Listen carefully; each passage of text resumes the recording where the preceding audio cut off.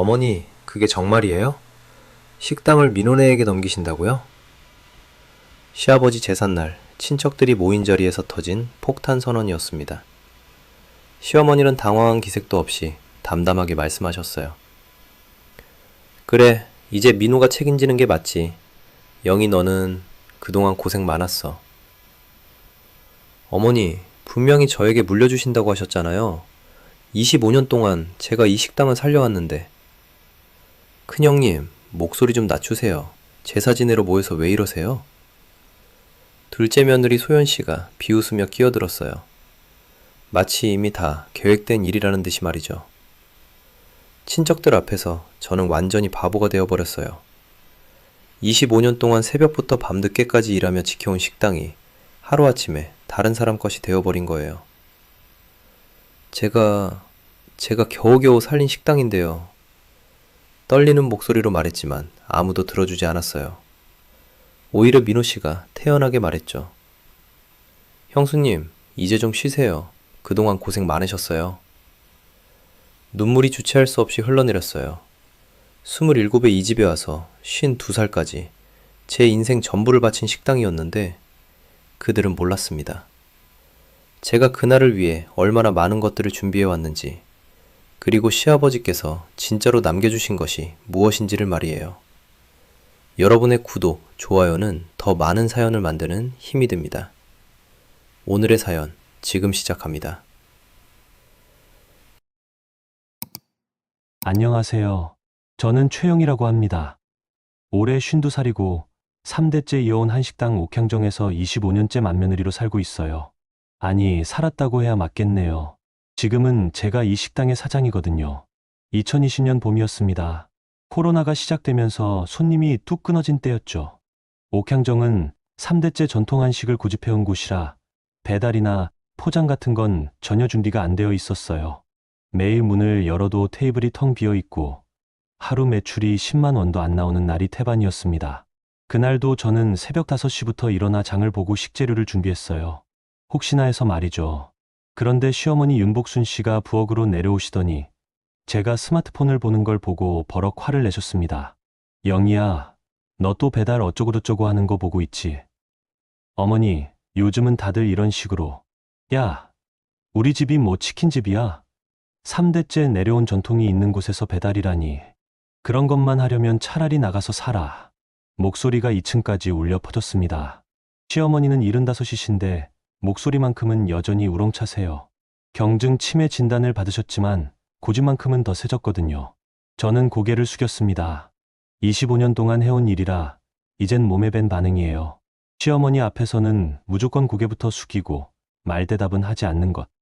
그게 이 집의 규칙이었으니까요. 그런데 그때 휴대폰이 울렸어요. 친정어머니가 계신 요양원에서 온 전화였습니다. 네, 안녕하세요. 최영희님 맞으시죠? 어머님 치매 아깝다고 이번 달 요양비가 아직 미납되어 있는데. 가슴이 철렁 내려앉았어요. 또 돈 이야기였습니다. 친정어머니는 3년 전부터 치매가 심해져서 요양원에 계시는데 한 달에 들어가는 비용이 200만 원이 넘거든요. 제가 전통조리학과를 나와서 자격증도 있고 이 집 음식은 제가 다 책임지고 있는데도 정작 제 통장엔 돈이 없어요. 죄송합니다. 이번 주 안에 꼭 보내드릴게요. 전화를 끊고 나니 시어머니가 째려보고 계시더군요. 또 돈 이야기지. 내 친정 엄마 일로 우리 집까지 쪼들리게 만들고. 원래 며느리가 그런 거야? 어머니, 제가 이 집에서 벌어들인 돈으로. 뭘 벌어들였다고? 손님도 없는데 뭘 벌어? 그냥 우리 집 돈 축내고 있는 거지. 그 순간 둘째 며느리 정소연이가 계단을 내려왔습니다. 소연이는 불임 때문에 시어머니의 사랑을 독차지하려고 하는 분이에요. 저를 견제하는 게 일상이죠. 어머니, 무슨 일이세요? 아침부터 시끄러워서. 아, 소연아, 너는 일어났구나. 맏언니가 또 배달 어쩌고 하면서 우리 전통 무시하려고 해. 소연이가 저를 보더니 한숨을 쉬었어요. 언니, 솔직히 말씀드리면 요즘 매출이 이런 것도 언니가 운영을 제대로 못해서 그런 거 아닌가요? 다른 집들은 다 배달도 하고 온라인도 활용하는데. 그러니까 내가 배달하자고. 아니에요. 그게 아니라 처음부터 준비를 못한 거잖아요. 시대를 못 읽은 거죠. 말꼬리를 돌리는 솜씨가 정말 기가 막혀요. 자기도 배달 필요하다는 걸 인정하면서 동시에 제 탓으로 돌리는 거죠. 그때 민호도 내려왔어요. 남편의 둘째 동생인데 사업을 망하고 나서 아예 이 집에 얹혀 살고 있거든요. 48인데 백수예요. 형수, 이번 달 생활비는 언제 줄 거예요? 준혁이 학비도 있고, 준혁이는 민호 아들이에요. 21인데 대학생이라며 아르바이트도 안 해요. 순한 얼굴 뒤에 뭔가 계산적인 구석이 있는 것 같은데 늘 조용히 뒤에 숨어 있어서 무슨 생각을 하는지 알 수가 없어요. 민호, 지금 식당 상황이 어떤지 아시잖아요. 아, 그럼 형수 친정 어머니는 요양원비 내면서 정작 우리는 굶어 죽어도 상관없다는 말씀이세요? 가슴이 답답해졌어요. 돈 때문에 이러지도 저러지도 못하는 제 처지가 한심해서 눈물이 날 것 같았습니다. 시어머니가 다시 말씀하셨어요. 영희야, 내가 이 집에 시집 온 지가 언제인데 아직도 이런 식이야? 전통은 하루아침에 바뀌는 게 아니야. 바꾸면 죄를 짓는 거라고. 하지만 어머니, 손님이 없으면 손님은 우리가 만들어가는 거야. 배달이나 하는 집들하고 우리를 비교하지 마. 우리는 3대째 전통을 지켜온 집이라고. 저는 더 이상 말할 수 없었어요. 25년 동안 이런 식이었거든요. 제가 뭔가 제안하면 전통 무시한다. 며느리 주제에 나선다. 친정 생각만 한다는 식으로 몰아가시죠. 그날 오후 저는 부엌에서 혼자 울었습니다. 아무도 없을 때 몰래요. 친정어머니는 치매로 저를 못 알아보시고 남편은 회사 일로 바빠서 집에 거의 안 오고 딸 수진이는 대학생이라 자취하고 있어서 정말 혼자더라고요. 그런데 그때 문득 생각이 났어요. 25년 동안 제가 이 집에서 얼마나 많은 일을 했는지, 얼마나 많은 돈을 벌어들였는지, 그 모든 걸 누가 기억해주고 있을까? 시어머니는 치매로 기억을 잃어가시고, 가족들은 당연한 것처럼 여기고, 그래서 결심했어요. 이제부터는 기록해두자고. 제가 하는 일들, 식당에서 벌어지는 일들, 가족들이 하는 말들, 모든 걸 남겨두자고 말이에요. 새벽에 혼자 일어나 장을 보고 식재료를 손질하고 하루 종일 부엌에서 음식을 만들고 설거지하고 청소하고 그 모든 과정을 하나하나 적어두기 시작했습니다. 그날 밤 시어머니가 주무시고 난 후에 저는 작은 공책에 첫 줄을 적었어요. 2020년 3월 15일. 오늘도 혼자 새벽 5시에 일어났다. 시어머니는 전통을 지키라고 하시지만 정작 이 전통을 지키고 있는 건 나 혼자다. 그게 제 반격의 시작이었습니다. 물론 그때는 몰랐죠. 이 작은 기록이 나중에 얼마나 큰 힘이 될 줄은 말이에요. 부엌에서 들려오는 칼질 소리만이 고요한 새벽을 깨우고 있었습니다. 25년 만에 처음으로 저는 제 편이 되어주기로 했거든요. 4월에 접어들면서 상황은 더 나빠졌습니다. 코로나 확산으로 정부에서 집합금지 조치까지 내려서 아예 문을 닫아야 하는 날들이 생겼어요. 그런데 그때 시아버지께서 갑자기 쓰러지셨습니다. 심근경색이었어요. 평소에 건강하시다고 생각했는데 스트레스와 나이가 겹치면서 그만 병원에 이틀 계시다가 돌아가셨습니다. 장례를 치르는 것조차 쉽지 않았어요. 조문객도 제한해야 하고 가족끼리만 조용히 모셔야 한다는 지침 때문에 정말 쓸쓸한 장례였습니다. 그런데 시아버지를 떠나보내고 나니 시어머니의 상태가 더 이상해지셨어요. 원래 경증 치매셨는데 충격 때문인지 증상이 악화된 것 같았습니다. 영희야, 우리 아버지는 어디 가셨어? 어머니, 아버님은 돌아가셨잖아요. 뭔 소리야? 방금 전까지 여기 계셨는데. 영희야, 너 우리 아버지한테 뭔 짓을 한 거야? 소름이 끼쳤어요.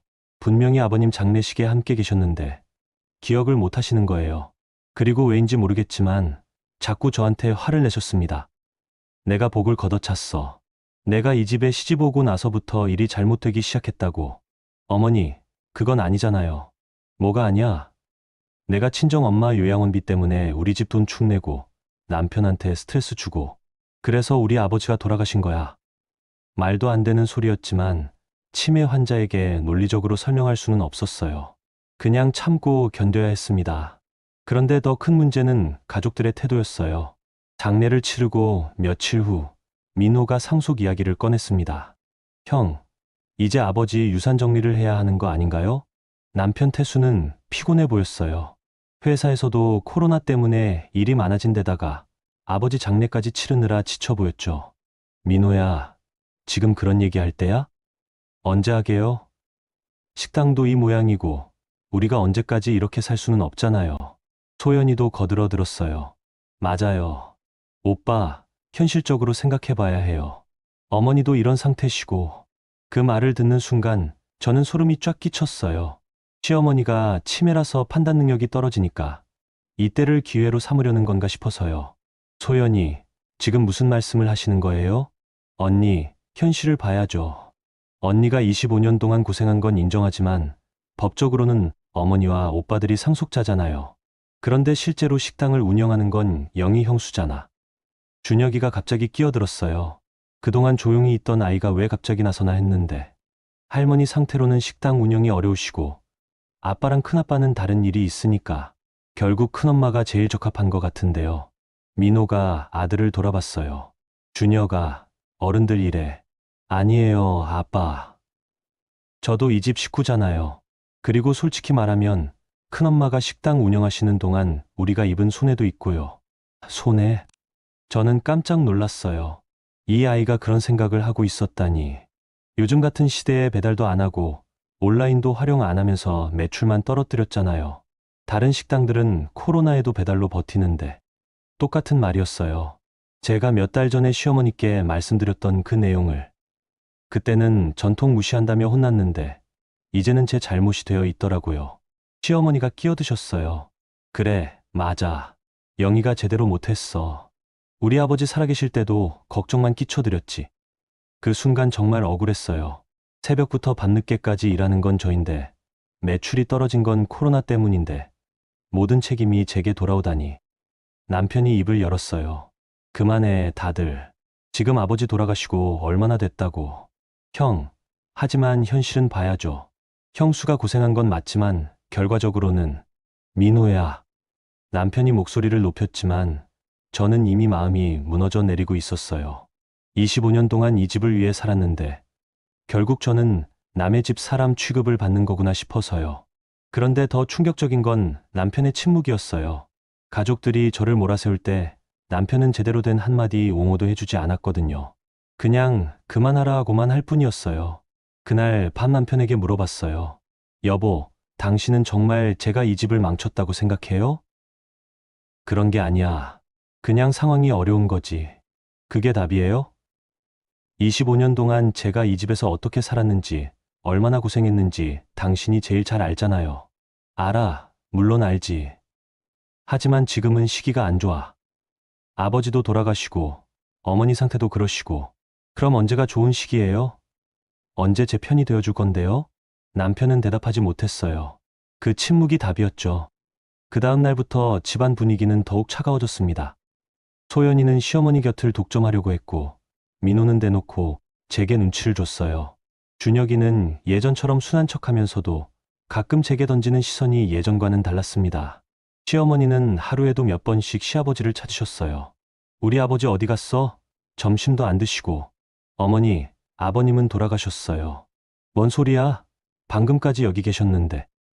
영희야, 너 뭔가 숨기는 거지? 매번 같은 대화의 반복이었어요. 그리고 점점 저에 대한 의심이 커지는 것 같았습니다. 그날 저녁 저는 일기에 썼어요. 시아버지 장례식을 치르고 일주일이 지났다. 가족들은 벌써 유산 이야기를 하고 있고 시어머니는 아버님을 찾으며 나를 의심한다. 25년 동안 이 집 며느리로 살면서 가족이라는 게 결국 이런 거구나 싶다. 위기가 오면 누군가를 희생양으로 만들어야 하고 그게 바로 나다. 영정사진 앞에 노인 시아버지의 사진이 저를 바라보고 있었어요. 평생 말씀이 별로 없으셨던 분이었는데 돌아가신 후에야 그분이 이 집의 균형추 역할을 했다는 걸 알 수 있었습니다. 이제 그 균형추가 사라진 이 집에서 저는 어떻게 살아남아야 할까요? 새벽에 홀로 제사상을 차리며 저는 시아버지께 속으로 말씀드렸어요. 아버님, 죄송합니다. 제가 이 집을 지키지 못할 것 같아요. 그때는 정말 그렇게 생각했거든요. 포기하고 싶었어요. 하지만 아직 제가 모르는 일이 하나 남아 있었습니다. 시아버지께서 생전에 몰래 준비해 두신 것이 있다는 걸 말이에요. 5월이 되면서 전국적으로 사회적 거리두기가 일상화됐어요. 모든 게 비대면으로 바뀌어가고 있었죠. 그런데 그때 딸 수진이가 집에 왔습니다. 대학교도 온라인 수업으로 바뀌어서 자취방을 빼고 집으로 돌아온 거예요. 엄마, 요즘 유튜브 하는 사람들 진짜 많아져. 집에서 요리하는 영상들도 엄청 인기고, 수진이는 미디어 관련 전공이라 그런 쪽에 관심이 많았어요. 우리도 한번 해볼까? 엄마가 하시는 전통 요리 영상 말이야. 수진아, 그런 걸 내가 어떻게 해? 나이도 많고, 에이, 요즘은 나이 상관없어. 오히려 엄마같이 진짜 실력 있는 분들이 하시는 게 더 인기 많아. 처음에는 농담인 줄 알았어요. 그런데 수진이가 정말 진지했습니다. 엄마, 솔직히 말해도 돼? 엄마가 이 집에서 얼마나 고생하는지 나는 다 알고 있어. 근데 엄마 실력은 정말 대단해. 그런데 아무도 몰라주잖아. 수진아, 엄마의 하루를 기록해보자. 새벽에 일어나서 장 보고, 음식 만들고, 설거지하고, 그 모든 과정을 영상으로 남겨보는 거야. 수진이의 제안을 듣고 있으니 마음 한편이 두근거렸어요. 그동안 누구에게도 인정받지 못했던 제 일들이 세상에 알려질 수 있다는 생각에. 하지만 할머니께서 싫어하실 텐데. 처음에는 몰래 해보자. 일단 엄마 방에서 간단한 요리부터 시작하면 되니까. 그래서 시작했어요. 수진이가 작은 카메라를 설치해주고 저는 제가 평소에 하던 일들을 그대로 했습니다. 김치찌개 끓이는 법, 나물 무치기, 전 부치는 법. 별거 아닌 것 같은 일상이었죠.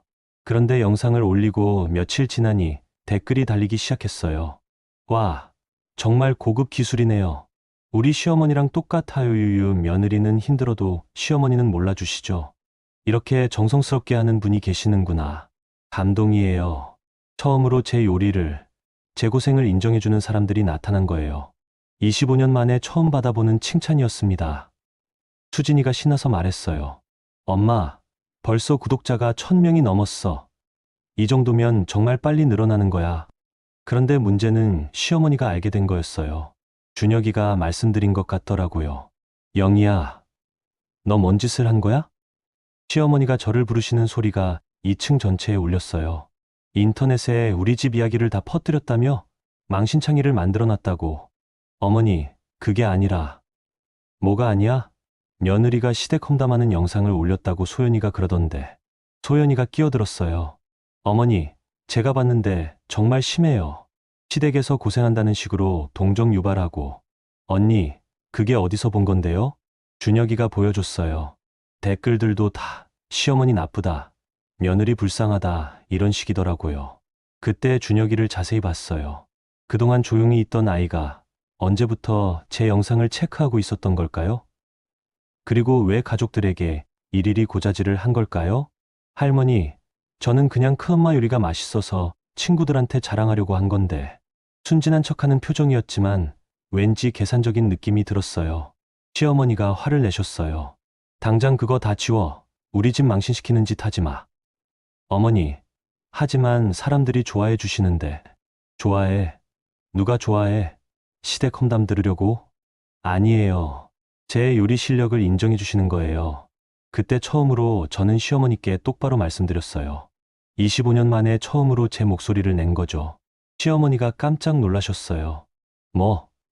너 지금 나한테 말대답하는 거야? 말대답이 아니라 사실을 말씀드리는 거예요. 제가 25년 동안 이 집에서 한 일들을 사람들이 인정해주고 있어요. 이 집에서 한 일. 그게 뭐가 대단하다고? 새벽 5시에 일어나서 장 보고 하루 종일 음식 만들고 설거지하고 청소하고 그런 걸 매일 25년 동안 했어요. 소연이가 비웃으며 말했어요. 언니, 그런 건 며느리로서 당연한 일 아닌가요? 그걸 가지고 인터넷에서 동정받으려고 하는 거예요? 당연한 일이라고요? 그 순간 정말 화가 났어요. 25년 동안 참고 살았던 모든 게 터져 나올 것 같았습니다. 소연이는 결혼하고 몇 년 됐죠? 5년. 그동안 새벽에 일어나서 시어머니 아침상 차린 적 있어요? 시아버지 기제사 음식 혼자 준비해 본 적 있어요? 언니, 지금 뭐? 저는 25년 동안 하루도 빠짐없이 했어요. 아플 때도, 친정에 일이 있을 때도. 그런데 그게 당연한 거라고요? 시어머니가 또 화를 내셨어요. 영희야, 내가 지금 뭔 짓을 하는 거야? 이 집에서 해먹고 살면서. 해먹고 산다고요? 이번에는 제가 참지 않았어요. 어머니, 지난달 식당 매출이 얼마인지 아세요? 60만 원이에요. 그것도 제가 포장음식 팔아서 번 돈이고요. 그런데 제 유튜브는 일주일 만에 광고 수익이 20만 원 나왔어요. 뭐라고? 모두가 깜짝 놀랐어요. 저도 놀랐거든요. 수진이가 알려준 건데 생각보다 훨씬 많은 돈이었어요. 며느리 고생담이 돈이 되는구나. 민호가 갑자기 눈을 반짝였어요. 형수, 그럼 그 돈은 어떻게 하실 거예요? 집안 살림비로 쓰시는 거죠? 아니요. 제가 번 돈이니까 제가 쓸 거예요. 우선 친정어머니 요양원비부터 내고요. 이번에는 소연이가 벌떡 일어났어요. 언니, 이 집에서 찍은 영상인데 수익을 혼자 가져가시려고요? 이 집에서 찍었다고 해서 이 집 돈이에요? 그럼 제가 25년 동안 이 집에서 한 일들은 뭐가 되는 거예요? 분위기가 허악해졌어요. 준혁이가 조심스럽게 말했습니다. 큰엄마, 그런데 솔직히 말하면 할머니나 우리 가족 이야기도 나오잖아요. 그러면 우리도 출연료 같은 걸 받아야 하는 거 아닌가요? 이 아이가 벌써 그런 계산을 하고 있었다니 정말 놀라웠어요. 준혁아, 너는 영상에 얼굴도 안 나오잖아. 하지만 이 집 이야기니까요. 그리고 할머니 전통 요리 이야기도 많이 나오고. 그때 수진이가 방에서 나왔어요. 뭔 소리를 하고 있는 거예요? 엄마가 하신 일을 엄마가 영상으로 찍은 건데 왜 다들 나눠 가지려고 해요? 수진아, 어른들 얘기해. 아니요, 이상해요. 그럼 지금까지 엄마가 이 집에서 한 일들은 다 공짜였다는 거예요? 25년 동안 월급도 없이 일한 건 당연하고 처음으로 인정받고 돈 버니까 나눠 가지자는 거예요? 수진이의 말에 모두가 할 말을 잃었어요. 그날 밤 저는 영상 댓글들을 다시 읽어봤어요. 정말 고생 많으셨어요. 저희 어머니도 비슷하게 사셨는데 인정받을 기회가 없었거든요. 요리하시는 모습이 정말 아름다우세요. 정성이 느껴져요. 힘내세요. 당신 같은 분이 있어서 우리나라 전통이 지켜지는 거예요. 25년 만에 처음으로 저는 인정받는 사람이 된 기분이었어요. 시댁에서는 당연하게 여겨지던 일들이 세상에서는 대단한 일이었던 거죠. 그런데 가족들의 반응을 보니 알 수 있었어요. 이들은 제가 고생하는 건 당연하다고 여기면서도 제가 인정받고 돈을 버는 건 받아들이지 못하는구나 싶어서요. 그날 밤 일기에 썼어요. 오늘 처음으로 시어머니께 제대로 된 말을 했다. 25년 만에 내 목소리를 낸 것 같다. 유튜브 댓글을 읽으면서 깨달았다. 내가 하는 일이 정말 가치 있는 일이라는 것을. 그리고 가족들이 왜 이렇게 반대하는지도 알겠다. 내가 독립할까 봐 두려운 거다. 처음으로 희망이 보였어요. 제 힘으로 돈을 벌 수 있고 사람들에게 인정받을 수 있다는 것. 그게 얼마나 큰 힘인지 그때 처음 알았습니다. 6월부터 유튜브 구독자가 급속히 늘어났어요. 10,000명, 20,000명, 30,000명. 수진이는 매일 신나서 구독자 수를 알려줬고 광고 수익도 점점 늘어났습니다. 그런데 집안 분위기는 더욱 험악해졌어요. 특히 소연이가 노골적으로 저를 견제하기 시작했거든요.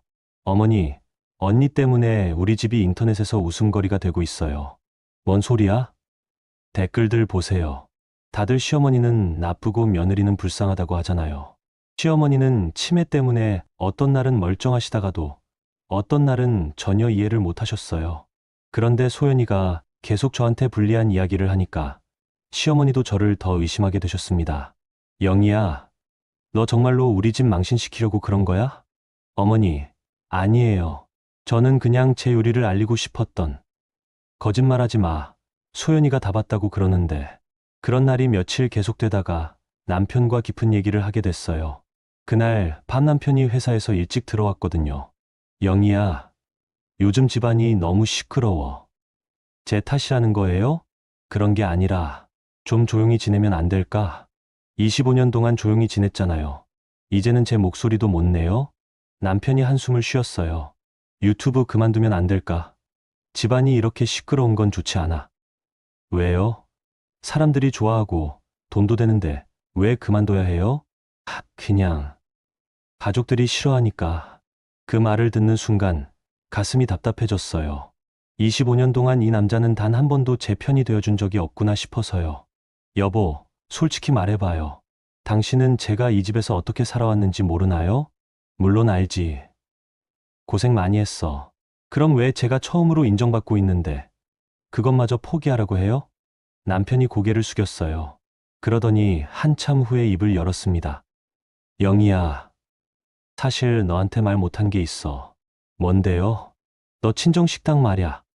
갑자기 심장이 뛰기 시작했어요. 왜 갑자기 친정식당 이야기를 하는 걸까요? 20년 전에 내 친정식당이 망했을 때. 네, 그때 아버지가 보증을 잘못 서시는 바람에. 그게 아니야. 뭐가요? 그때 내가 관련이 있었어. 머리가 하얘졌어요. 무슨 소리인지 이해가 안 됐거든요. 무슨 말이에요? 그때 내 회사에서 진행하던 프로젝트가 있었는데 내 아버지 식당이 있던 건물을 매입하는 일이었어. 처음에는 몰랐어. 그냥 업무였거든. 그런데 내 아버지 식당이라는 걸 알고도 그냥 진행했어. 당신이 우리 아버지 식당을 망하게 했다고요? 직접적으로는 아니지만 건물주를 설득해서 임대료를 올리게 했고 재개발 이야기도 흘렸어. 그러면 내 아버지가 알아서 나갈 줄 알았는데 미쳤어요? 목소리가 나오지 않았어요. 25년 동안 함께 산 남편이 제 친정을 망하게 한 장본인이었다니. 그때는 젊었고 회사 일이니까. 그리고 내 아버지가 보증을 잘못 서신 것도 맞잖아. 보증을 서신 것도 건물 때문이었잖아요. 임대료가 갑자기 올라서 돈이 급해지시니까. 영희야. 그래서 제 아버지가 돌아가신 거예요. 스트레스로. 그때 시어머니가 방문을 열고 들어오셨어요. 뭔 소리가 이렇게 시끄러워? 어머니, 저희가 좀. 태수야, 너 뭔 소리를 하고 있는 거야? 시어머니가 우리 대화를 다 들으셨나 봐요. 영희 친정 식당을 내가 망하게 했다고? 어머니 그건, 어머 세상에. 우리 며느리 친정을 우리 아들이 망하게 했다고? 그때 시어머니는 정신이 맑으셨어요. 치매가 있으시지만 가끔씩은 완전히 정상이 되실 때가 있거든요. 내가 왜 영희를 그렇게 구박했을까? 불쌍한 우리 며느리. 시어머니가 갑자기 우시기 시작했어요. 미안하다, 영희야. 내가 다 모르고 우리 아들이 그런 일을 했는데도 너를 구박했네. 그런데 잠시 후 시어머니 표정이 또 바뀌었어요.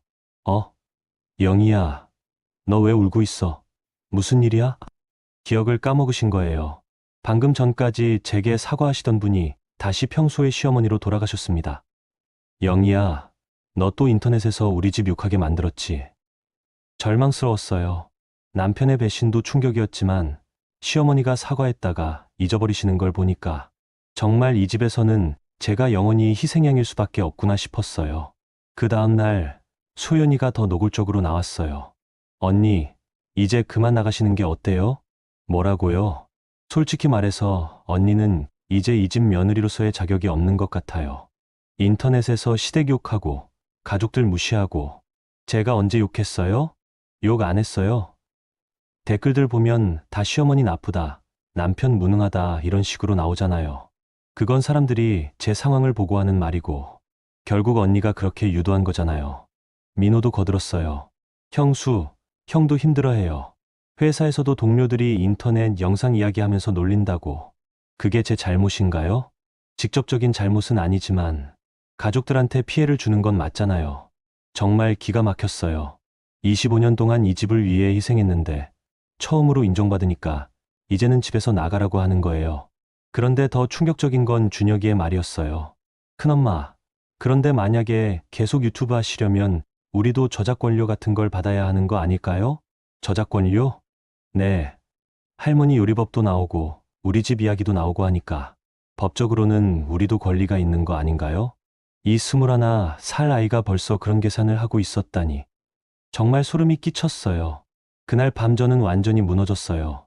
남편은 제 친정을 망하게 한 장본인이고 시어머니는 치매로 기억을 못하시고 시댁 식구들은 저를 내쫓으려고 하고 25년 동안 사랑으로 버텨왔는데 이제는 그 사랑마저 거짓이었다는 걸 알게 된 거예요. 일기에 썼어요. 오늘 내 인생에서 가장 잔혹한 진실을 알게 됐다. 남편이 우리 아버지 식당을 망하게 한 장본인이었다는 것. 그래서 아버지가 돌아가셨고 어머니가 치매에 걸리셨구나. 모든 게 연결되어 있었다. 그리고 이 집 사람들은 내가 고생하는 건 당연하게 여기면서 내가 성공하는 건 용납할 수 없어 한다. 이제 알겠다. 여기는 내가 사랑으로 지킬 집이 아니라 계약으로 정리해야 할 집이다. 그날 밤부터 저는 달라졌어요. 더 이상 이 집을 위해 희생하지 않기로 했거든요. 이제부터는 제가 제 편이 되어야 한다고 생각했습니다. 새벽에 혼자 부엌에 앉아서 생각했어요. 어떻게 하면 이 상황에서 벗어날 수 있을까? 어떻게 하면 제 인생을 되찾을 수 있을까? 그때는 몰랐어요. 곧 시아버지께서 생전에 준비해 두신 선물이 저에게 올 거라는 걸 말이에요. 여러분, 지금까지 영희 씨의 이야기 어떻게 들으셨나요? 정말 가슴이 아프죠? 25년 동안 묵묵히 참고 살아온 맏며느리가 남편의 배신까지 알게 되면서 완전히 바닥으로 떨어진 상황이었어요. 하지만 때로는 가장 어두운 순간에 빛이 보이기도 하잖아요. 영희 씨에게도 그런 전환점이 찾아올 것 같은데요. 그럼 여러분, 다음 이야기도 계속 들어봐 주세요. 2022년 봄, 시아버지 첫 기일을 맞았어요. 코로나가 조금 나아져서 친척들도 몇 분 올 수 있게 됐죠. 그런데 그날 뜻밖의 손님이 오셨습니다. 안녕하세요. 고 이종호 어르신의 지인이었던 변호사 김상훈입니다. 전혀 모르는 분이었어요. 시아버지와 어떤 관계인지도 몰랐고요. 아버님과는 어떤 사이셨는지 오래전부터 알고 지냈던 사이입니다. 사실 오늘 찾아온 이유가 있어서요. 변호사님이 서류 가방에서 봉투를 꺼내셨어요. 어르신께서 생전에 제게 맡겨두신 유언장이 있습니다. 유언장이요? 모두가 깜짝 놀랐어요. 시아버지는 평소에 그런 걸 준비하신다는 말씀을 하신 적이 없거든요. 네, 2018년에 작성하셨는데 첫 기일이 지나면 공개하라고 하셨습니다. 시어머니가 어리둥절해 하셨어요. 우리 아버지가 유언장을 나한테는 말도 안 하시고 치매 초기 진단을 받으신 후에 혼자 오셔서 작성하셨어요. 아무에게도 말하지 말라고 단단히 당부하셨고요. 변호사님이 봉투를 뜯으면서 말씀하셨어요. 유언장의 주요 내용을 말씀드리겠습니다. 모두가 숨을 죽이고 들었어요. 첫째, 옥향정 식당과 건물의 소유권은 며느리 최영희에게 이양한다. 뭐라고요? 민호가 벌떡 일어났어요. 둘째, 예금과 적금 등 금융자산은 부인 윤복순과 두 아들이 균등 분할한다. 이상해요. 아버지가 왜 며느리한테? 셋째, 복순의 치매 진행 시 돌봄 책임과 권한은 최영희에게 일임한다. 시어머니가 어리둥절해 하셨어요. 내가 뭐? 치매라고. 나는 멀쩡한데. 소연이가 소리쳤어요. 이상해요. 아버님이 그런 유언장을 쓰실 리 없어요. 조작된 거 아닌가요? 민호도 흥분했어요. 변호사님이 차분히 말씀하셨어요. 유언장은 공증을 받았고 피적 감정도 완료되어 있습니다. 그리고 여기 동영상도 있어요. 동영상이요? 네, 어르신께서 직접 유언 내용을 말씀하시는 영상입니다. 변호사님이 태블릿을 꺼내서 영상을 틀어주셨어요. 화면에 시아버지가 나타났습니다. 나는 이종호다. 정신이 온전할 때 이 유언을 남긴다. 시아버지의 목소리였어요. 2018년이라니 돌아가시기 2년 전에 찍으신 거네요. 내가 죽고 나면 이 집에서 제일 고생할 사람은 영이다. 25년 동안 이 집을 지켜온 건 영이었다. 시어머니가 울먹이기 시작하셨어요. 복순이는 치매가 진행될 것이고 아들들은 각자 살 길을 찾을 것이다. 하지만 영희만은 끝까지 이 집을 지킬 것이다. 정말 시아버지다운 판단이었어요. 조용하시지만 집안 사정을 다 꿰뚫고 계셨던 것 같아요. 그러니까 영희에게 이 집을 맡긴다. 옥향정은 영희가 있어야 옥향정이다. 영상이 끝나자 모두가 말을 잃었어요. 민호가 다시 소리쳤어요. 안 돼요. 법적으로 이상해요. 며느리가 어떻게 상속을. 법적으로는 전혀 문제 없습니다. 유언자의 의사가 명확하고 모든 절차를 거쳤거든요. 소연이가 저에게 화를 냈어요. 언니가 아버님을 꼬신 거죠. 아니면 어떻게 이런 일이. 저도 전혀 몰랐어요. 정말이었어요. 시아버지께서 그런 준비를 하셨는지 전혀 몰랐거든요. 준혁이가 끼어들었어요. 할아버지, 저희는 어떻게 되는 건가요? 저는 대학생인데. 유언장에 따르면 금융자산은 할머니와 두 아들이 나눠 가지게 되어 있어요. 손자에 대한 언급은 없네요. 그럼 우리는 집에서 나가야 한다는 말인가요? 변호사님이 저를 보며 말씀하셨어요. 그 부분은 새로운 소유주이신 최영희 님이 결정하실 문제입니다.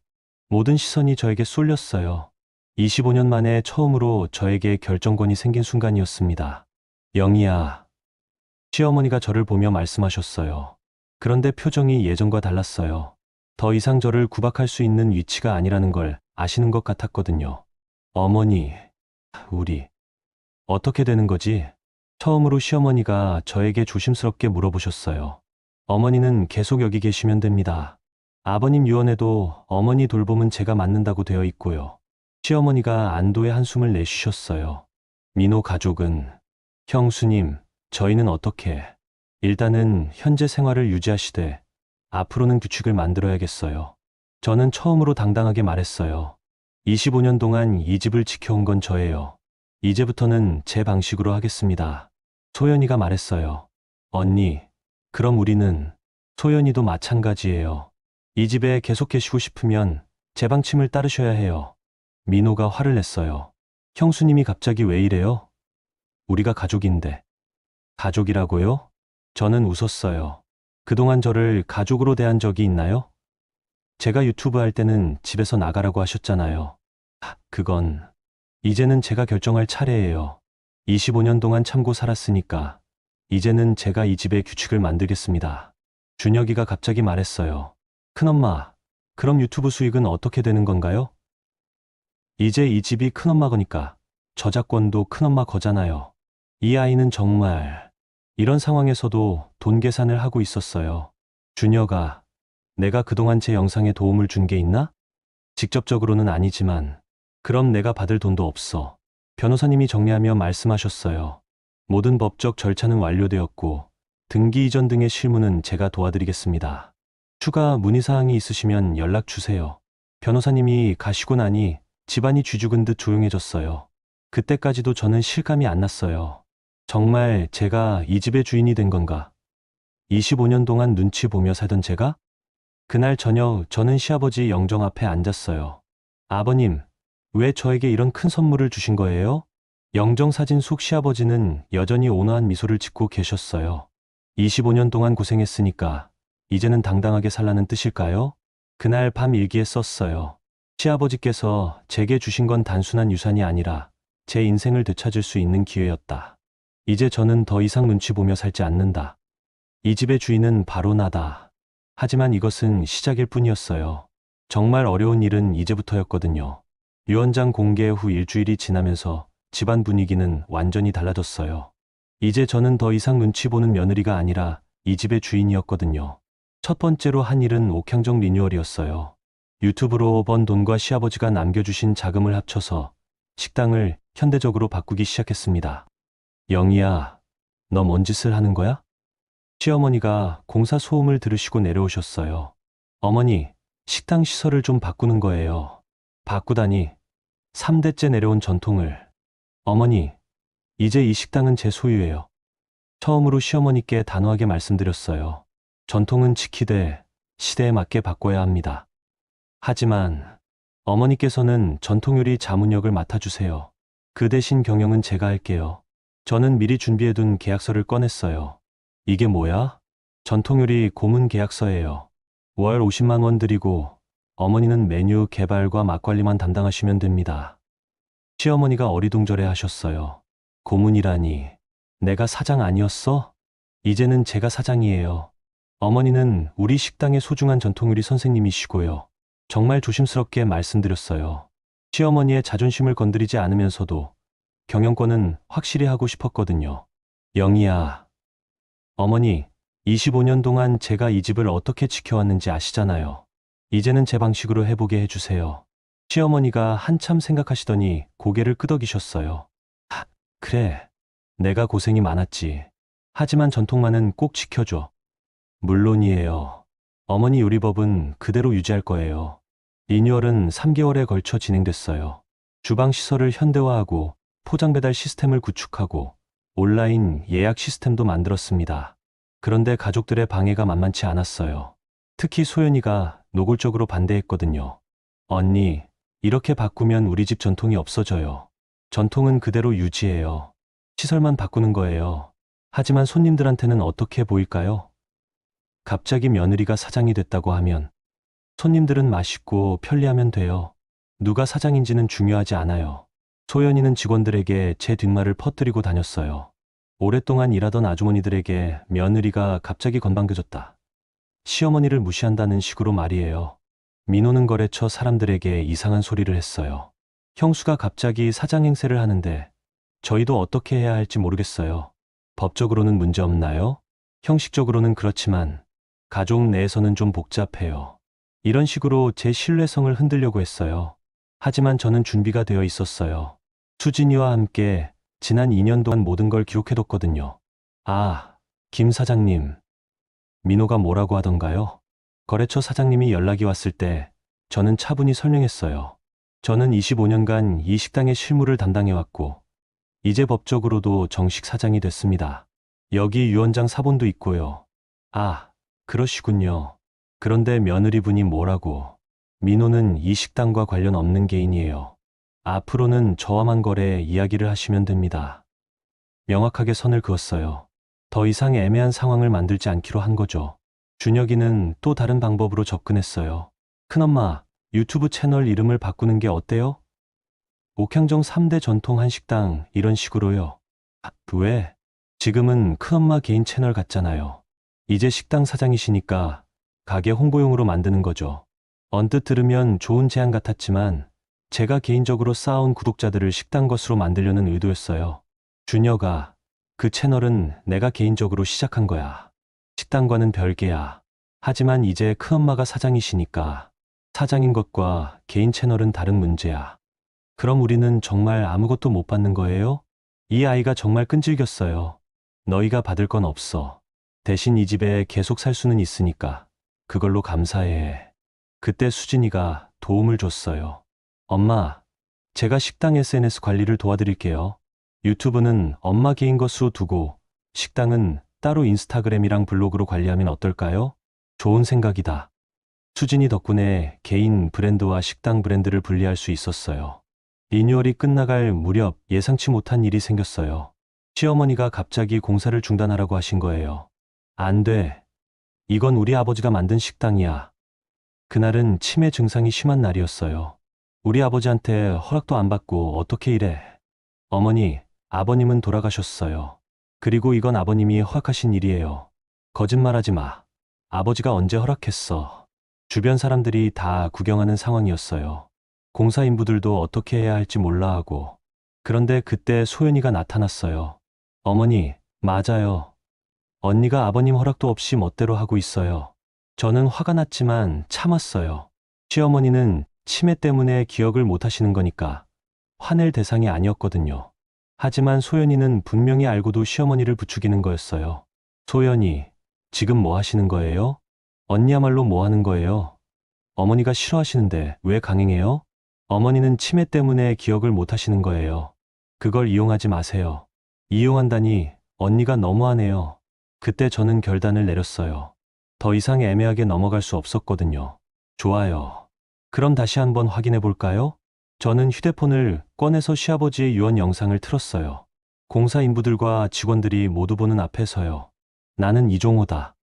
정신이 온전할 때 이 유언을 남긴다. 영희에게 이 집을 맡긴다. 옥향정은 영희가 있어야 옥향정이다. 시어머니가 영상을 보시더니 갑자기 조용해지셨어요. 우리 아버지네. 언제 찍은 거지? 2018년에 찍으신 거예요. 아버님이 저에게 이 식당을 맡기신다고 하셨어요. 그랬구나. 미안하다, 영희야. 내가 잊었네.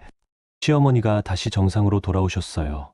소연이는 할 말을 잃었고 구경하던 사람들은 상황을 이해했어요. 그날 저녁 저는 공사 현장을 둘러보며 생각했어요. 이제 진짜 제 식당이 되는구나.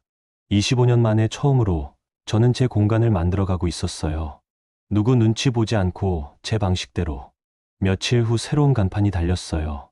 옥향정 -3대 전통 한식당. 그리고 그 아래 작은 글씨로 대표 최영희. 시어머니가 간판을 보시더니 말씀하셨어요. 영희야, 정말 내가 사장이 된 거구나. 네, 어머니. 우리 아버지가 참 잘 판단하셨네. 이제 잘 부탁해. 그 순간 정말 뭉클했어요. 25년 만에 시어머니로부터 인정을 받는 기분이었거든요. 새로운 출발이었어요. 이제 저는 정말로 사장님이 된 거였으니까요. 리뉴얼 오픈을 한 달 앞두고 예상치 못한 일이 터졌어요. 가족 단톡방에 준혁이가 올린 메시지 때문이었죠. 가족 여러분들께 말씀드릴 게 있어요. 준혁이가 갑자기 진지한 톤으로 메시지를 보냈어요. 그동안 저는 조용히 지켜만 봤지만 이제는 제 생각을 말해야겠어요. 뭔가 불길한 예감이 들었어요. 큰엄마가 할아버지 유언장으로 이 집을 상속받은 건 인정합니다. 하지만 그 과정에서 저희 가족의 권리가 무시된 부분이 있어요. 준혁아, 무슨 소리야? 시동생 민호가 메시지를 보냈어요. 아빠, 솔직히 말씀드릴게요.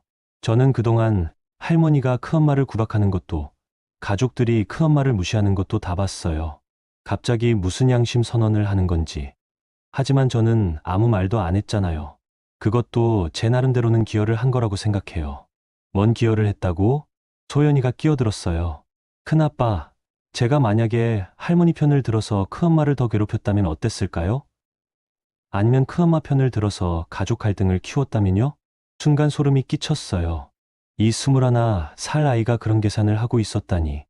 저는 침묵으로 균형을 맞춰왔어요. 그리고 유튜브 초기에 큰엄마 영상을 친구들에게 알려서 초기 구독자 확보에도 도움을 줬고요. 정말 기가 막혔어요. 침묵을 기여라고 포장하다니. 그런데 지금 큰엄마는 모든 걸 혼자 가져가시려고 하네요. 그것도 좀 아니지 않나요? 민호가 메시지를 보냈어요. 준혁아, 너 무슨 말을 하려는 거야? 저는 이 집에서 태어나서 자랐어요. 할아버지의 피를 이어받은 유일한 손자고요. 법적으로는 상속 권리가 없을지 몰라도 도덕적으로는 제 몫이 있다고 생각해요. 정말 어이가 없었어요. 그동안 착한 척하면서 이런 계산을 하고 있었다니. 수진이가 메시지를 보냈어요. 준혁아, 그럼 너는 그동안 할머니가 엄마한테 하신 일들이 괜찮다고 생각했던 거야? 수진 누나, 그건 아니에요. 하지만 그렇다고 해서 저희가 아무것도 받을 수 없다는 건 또 다른 문제죠. 소연이가 준혁이를 거들었어요. 맞아요. 언니, 우리도 이 집 가족인데 너무 일방적으로 밀어내시는 거 아닌가요? 일방적이라니요? 그럼 25년 동안 제가 당한 건 뭐죠? 제가 메시지를 보내자 잠시 조용해졌어요. 그런데 준혁이가 폭탄을 터뜨렸어요.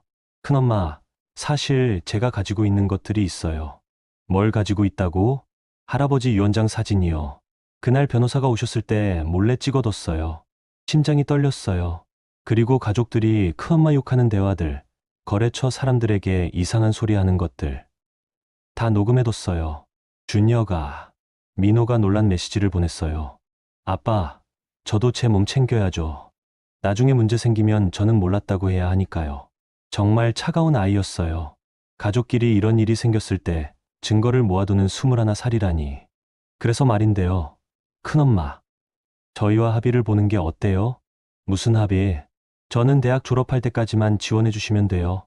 학비하고 생활비. 그 대신 제가 가진 자료들은 모두 삭제하겠어요. 협박이었어요. 21살짜리가 저에게 협박을 하고 있는 거예요. 남편이 늦은 밤에 집에 와서 단톡방을 확인하더니 화를 냈어요. 준혁이 이 녀석이 뭔 짓을 하는 거야? 여보, 그 아이가 뭘 녹음했는지 알아요? 글쎄, 아마 민호가 거래처 사람들한테 이상한 소리 한 것들 말하는 것 같은데. 그럼 문제가 될 수도 있겠네요. 남편이 고민하더니 말했어요. 그냥 준혁이 요구를 들어주는 게 어떨까? 어차피 몇 년만 더 버티면 되잖아. 여보, 가족끼리 너무 각박하게 굴 필요는 없잖아. 남편의 말을 듣는 순간 정말 화가 났어요. 25년 동안 저를 무시하고 괴롭힐 때는 가족 얘기 안 하시더니 이제 와서 가족이라고요? 영희야, 그때와 지금은 다르잖아. 지금은 내가 주도권을 쥐고 있으니까. 주도권을 쥐었으니까 뒷수습도 제가 하라는 말씀이세요? 다음 날 저는 준혁이를 따로 불렀어요. 준혁아, 큰엄마와 단둘이 얘기해보자. 네, 큰엄마. 순한 표정으로 앉아있는 준혁이를 보니 정말 소름이 끼쳤어요. 내가 가진 녹음 파일들 들려줄 수 있어? 네, 물론이죠. 준혁이가 휴대폰을 꺼내서 재생했어요. 아버지가 형수 사업 방해하는 거 들었어? 거래처 사람들한테 이상한 소리 하고 있다고. 그래? 잘했네. 형수가 너무 건방져졌어. 소연이와 민호의 대화였어요. 이거 외에도 더 있어요. 큰아빠랑 큰엄마 욕하는 것들, 유언장 조작이라고 하는 것들. 정말 치밀한 아이였어요. 준혁아, 그런데 궁금한 게 있어. 너는 언제부터 이런 걸 녹음하기 시작했어? 큰엄마가 유튜브 시작하실 때부터요. 왜? 나중에 뭔가 문제 생길 것 같아서요. 그때부터 집안이 이상해지기 시작했거든요. 그럼 내가 우리 가족이 어떻게 될지 다 예측하고 있었던 거야? 어느 정도는요. 큰엄마가 성공하시면 가족들이 질투할 거고, 할아버지가 돌아가시면 상속 문제가 생길 거고, 정말 무서운 아이였어요. 21살이 어떻게 이런 계산을 할 수 있을까요? 그런데 갑자기 생각이 났어요. 이 아이가 수집한 자료들이 오히려 저에게 유리할 수도 있다는 것. 준혁아, 그럼 이렇게 하자. 네. 내가 가진 자료들을 다 큰엄마에게 줘. 그 대신 큰엄마가 너희 가족과 깔끔하게 정리해 줄게. 어떻게요? 너희 엄마 아빠의 불법적인 영업방해 행위들, 시어머니 치매를 이용한 교사 행위들, 이런 걸로 법적 대응을 할 수도 있어. 하지만 큰엄마는 그러고 싶지 않거든. 준혁이의 표정이 변했어요. 대신 조건이 있어. 앞으로는 큰엄마 사업에 일체 간섭하지 마. 그리고 이 집에서 계속 살고 싶으면 큰엄마 규칙을 따라. 어떻게 생각해? 준혁이가 잠시 고민하더니 말했어요. 좋아요. 하지만 재대학 학비는 그건 내 아버지가 알아서 해. 큰엄마는 집 주인이지. 너희 가족 후원자가 아니야. 그날 저는 모든 녹음 파일을 받았어요. 그리고 깨달았죠. 이 자료들이야말로 진짜 제가 필요했던 증거라는 걸. 이제 정말로 모든 판이 제 손에 들어온 거였어요. 리뉴얼 오픈일이 다가오면서 마지막 점검을 하고 있을 때 소연이가 마지막 발악을 했어요.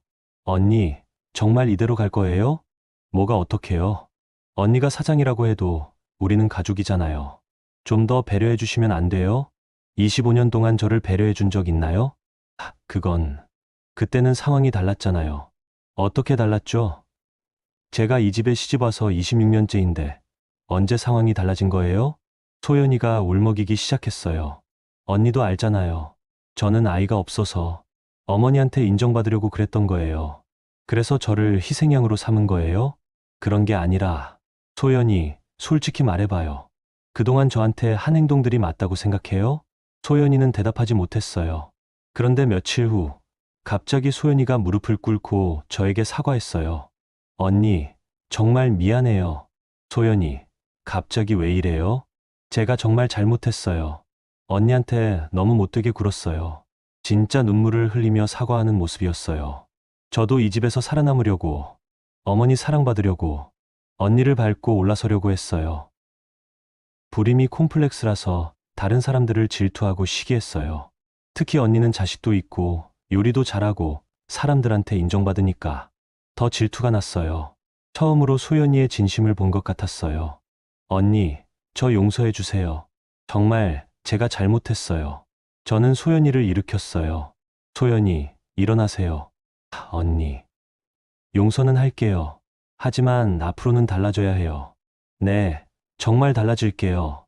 오픈 당일 정말 많은 손님들이 오셨어요. 유튜브를 보고 온 분들도 많았고 예전부터 오시던 단골분들도 계셨죠. 그런데 가장 중요한 순간이 왔어요. 시어머니 앞에서 제가 사장이라는 걸 공식적으로 선언하는 순간이었거든요. 시어머니가 홀에 나오셔서 손님들을 보고 계셨어요. 예전처럼 사장 행세를 하려고 하시는 것 같았어요. 어머님, 잠깐 이쪽으로 오세요.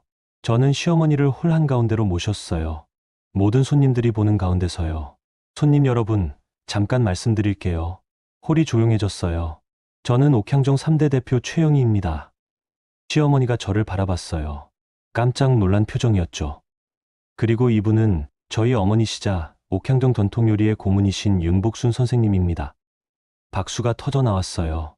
그때 저는 시어머니께 말씀드렸어요. 어머니, 이제 제가 사장님이에요. 25년 만에 처음으로 당당하게 말할 수 있었어요. 시어머니가 잠시 멍하니 저를 보시다가 고개를 끄덕이셨어요. 그래. 이제 내가 사장이구나. 잘 부탁해, 영희야. 그 순간 정말 뭉클했어요. 시어머니가 진심으로 저를 인정해 주시는 것 같았거든요. 손님들 앞에서 소연이와 민호는 아무 말도 할 수 없었어요. 이미 모든 게 정리된 상황이었으니까요. 준혁이도 조용히 서빙을 도와주고 있었어요. 더 이상 계산적인 눈빛은 보이지 않았어요. 오픈 첫날 매출이 평소의 3배가 나왔어요. 손님들이 유튜브에서 봤다. 정말 맛있다. 사장님 고생 많으셨어요. 이런 말씀들을 해주셨거든요. 그날 저녁 모든 손님이 가시고 나서 가족들과 마지막 격리를 했어요.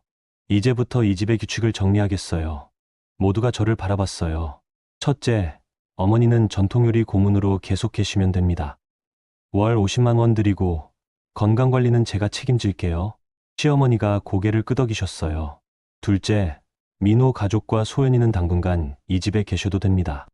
대신 식당 일에는 간섭하지 마세요. 네, 형수님. 민호가 고개를 숙였어요. 셋째, 준혁이는 대학 졸업까지는 지원해 줄게요. 하지만 그 후에는 독립하세요. 네, 큰엄마. 감사합니다. 마지막으로, 앞으로는 서로 존중하면서 살아요. 25년 전처럼 누군가를 희생양으로 만드는 일은 없었으면 좋겠어요. 모두가 조용히 들었어요. 그날 밤, 저는 친정어머니가 계신 요양원에 갔어요. 어머니, 딸 영이에요. 어머니는 저를 못 알아보셨지만 제가 가져간 옥향정 음식은 맛있게 드셨어요. 어머니, 제가 이제 사장이 됐어요. 우리 아버지 식당보다도 큰 사장이요. 어머니는 알아듣지 못하셨지만 저는 계속 말씀드렸어요. 그동안 고생 많으셨어요. 이제는 제가 어머니 모시면서 살 수 있어요.